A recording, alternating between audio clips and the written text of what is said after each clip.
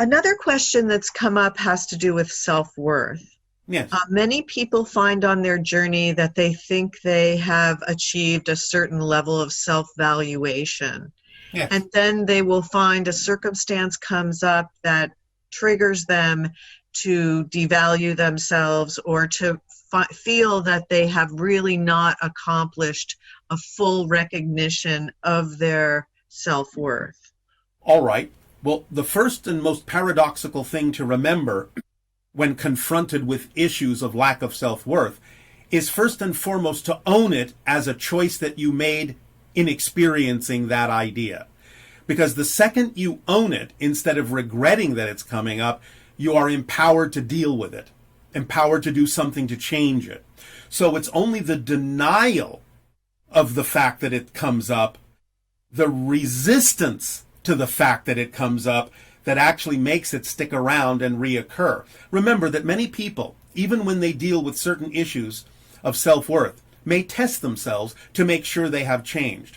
So if you test yourself and trigger yourself by attracting a situation that makes you face the idea that you may not still allow yourself to feel worthy, then you are still reacting the same old way. You're testing yourself to see if you're going to change and respond differently, even if that gets triggered.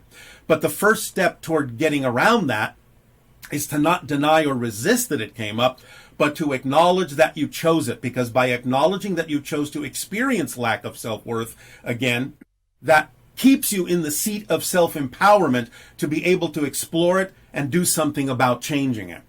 And with enough practice, you will get used to the idea that you no longer need to do that, because you will finally hone the skill of owning whatever comes up instead of resisting whatever comes up. Because remember, as we have said several times, it's not about what you experience in terms of what happens. It's about what you do with that experience that makes the difference in your world.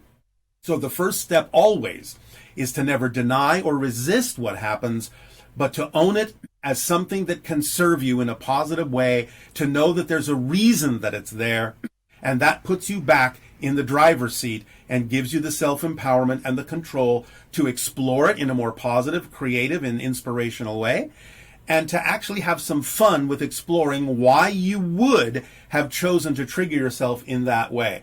And then more answers will come up, more ideas will surface, and you'll be on a different journey with that experience at that moment. So owning it and not resisting it is the first step.